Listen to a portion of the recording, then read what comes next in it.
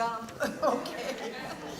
You bring such a loving light and energy into the church, and you know, the chicken dance helped ground us when we were greeting one another, and then Jack grounded us even at a deeper level and took us so high. The whole building was vibrating with these wonderful energies that we had quickened within our own being. Oh, well, it was great. So I want to talk to you today about expanding your consciousness. I want to thank Jack and the choir and Penny, and of course Gus, and all of you for coming today. Jack's a master at his craft, and so is Penny. All right. Cosmic consciousness is an invisible nothingness brought into form. All of us and everything is made up of nothingness. The clothes we put on in the body we're wearing is just how we're dressing up the energy we want to be in this lifetime. How the God particle relates to this energy reminded me of the teachings of Jesus. Do unto others as you'd have them do unto you. What I am, you are, and more. And know ye not that ye are gods. Jesus was an enlightened God particle body and form.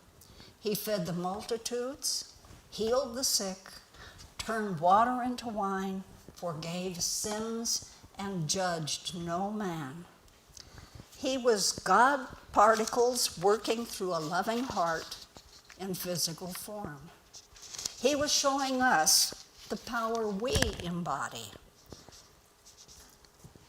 and how this unseen power changes the world that we live in. We too are individualized expressions of this energy in form. I see the God particle working through individuals like you and me to help create the new world and the collective mind consciousness in this world. The God particle is connected to the heart, and the heart is magnetically tuned and connected to the Earth's core. The Earth and everything connected with it is responding to the higher vibrational rates that are coming into the world now in the form of solar energy. The world is in the process of releasing old energies and beginning to form the world changes, as the world changes its vibrational rate to be in harmony with all of these new energies, these new vibrations we're living in. I told the caterpillar last week, the last time I talked about its transformation. I'm going to tell it briefly again. Caterpillar crawls around on the earth, thinks, oh, this is great. This is where I live. And then there is a change in the DNA's energy in the caterpillar. And the other eggs that he contained, which are the butterfly eggs, begin to work. They're stimulated because the old genes are being shut off now and the new genes are being activated. Well, the caterpillar thinks his world is being invaded and a great fight takes place. But in the end, the butterfly wins. And when it comes out of its cocoon, it flies up, and this is very important. When it flies up into this new world and sees everything, it seeks out its likeness in the energies, because you know butterflies don't mate with bumblebees. I have to find out where they belong. Okay. Epidemic scientists study how gene changes work and how they influence our environment.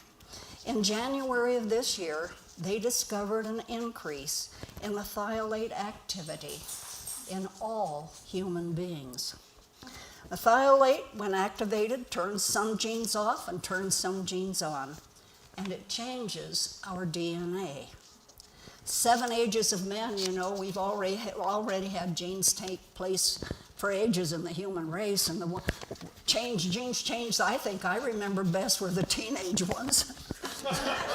I don't know what you people remember, but that's what I remember. Anyway, the DNA in the human race is changing. We know that when a loving environment is provided for this gene change, that it changes our environment, and the things that are loved and appreciated grow stronger and have more of themselves to show forth into the world.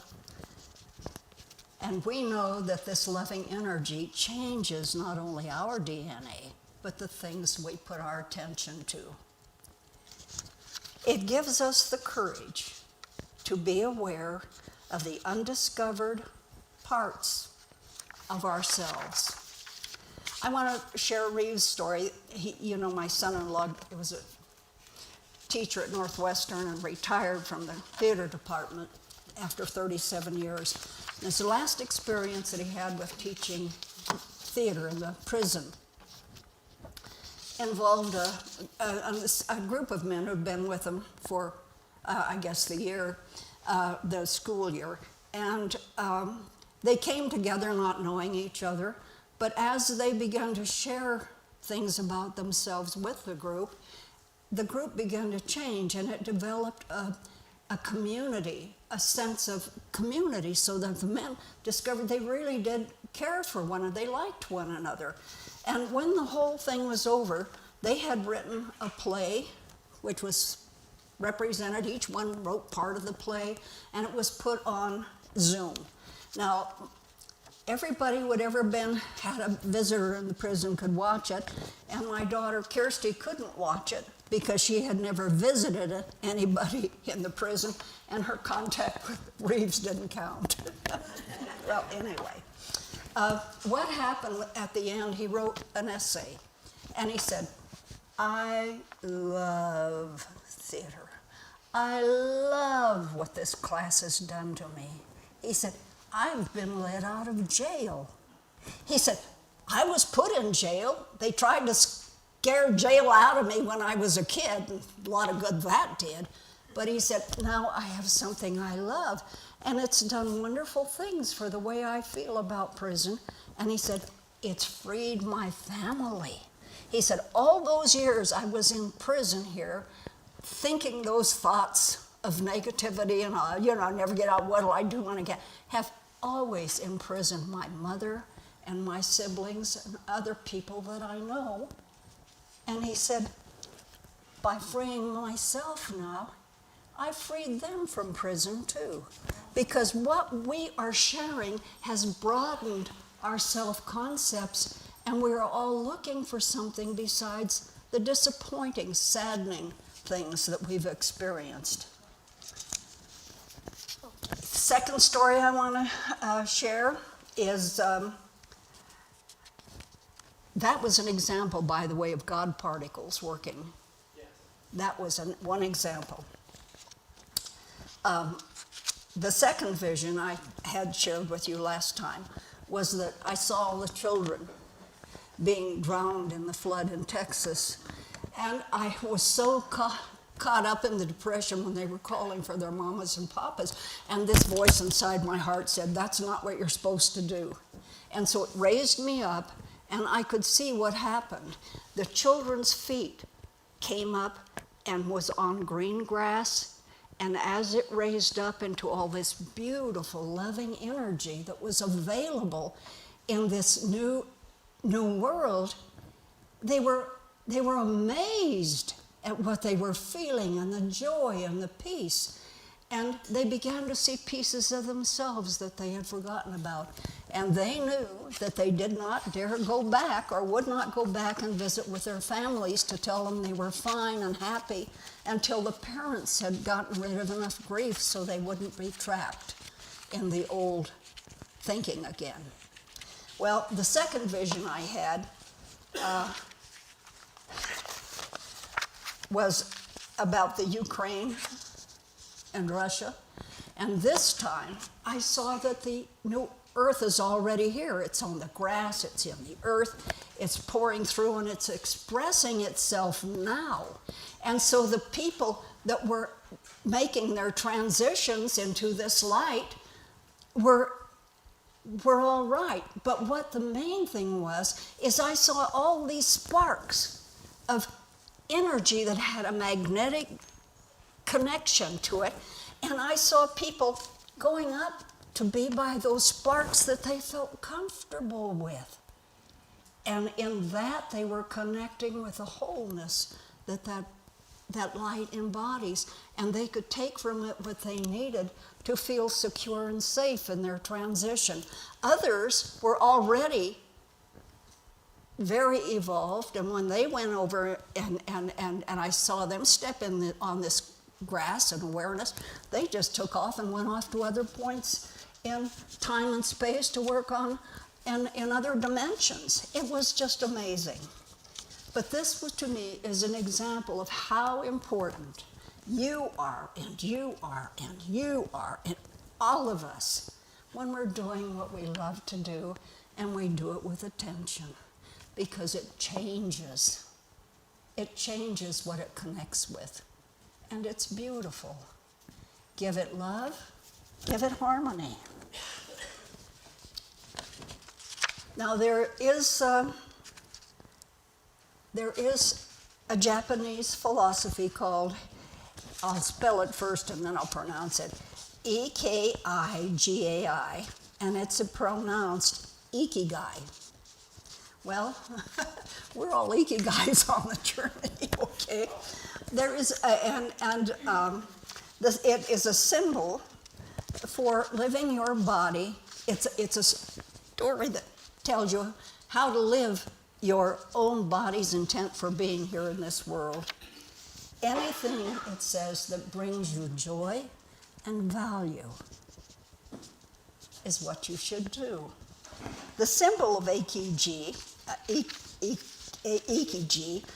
is in four overlapping circles.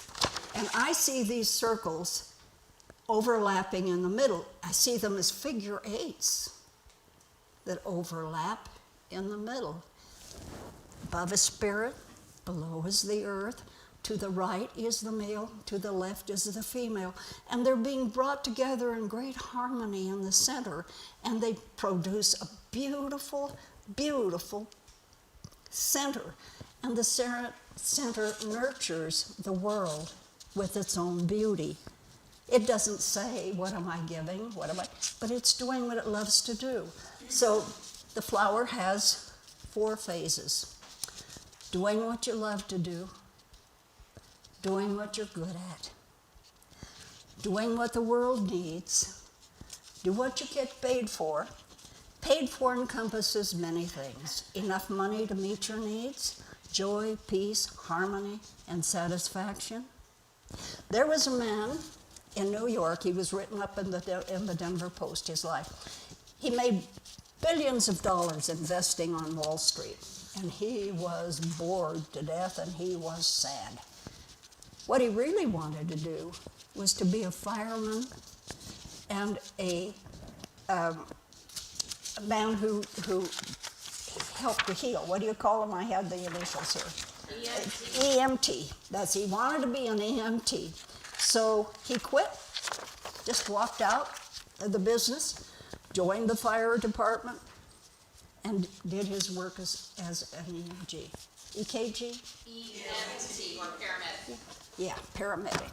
He said every day was a challenge for him because every time the alarms went off, he went out and he helped somebody. He helped with a fire victim. He helped with those who have overdosed. He helped with those who couldn't get up because they'd fallen. He felt worthwhile in the world. Well, you'd be feeling worthwhile when you do something you really love and you give it your attention. We all embody this nothingness, but it orchestrates, instructs, guides, and governs, and compels us all. So, doing what we love to do is easy. It's the simplest form of finding pleasure to bring about positive change. I mean, Whenever you walk the dog, or you tell a plant you love it, or you talk to trees, or stroke a mouse, it doesn't matter what you're doing. In that now, you have your full attention, and you enjoy what you're doing. You are creating beauty, which helps to intensify this new world being. We are walking containers of DNA changers. So bake if you like to bake, sing if you like to sing, dance if you want to dance, nap if you want to nap. Give it your full attention, okay? But now we are in a place where we can choose how to use our own creative energy. Well, it can nurture the dark side of nature, which is like putting on concrete shoes and wading in the muck and mire, and as my daughter Carrie says, walking in the swamps. Or we can choose to nurture the Christ-like side of our nature, which is now being activated and brings peace to the world.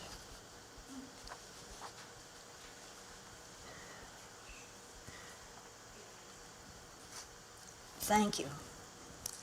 Thank you, God. Thank all of you.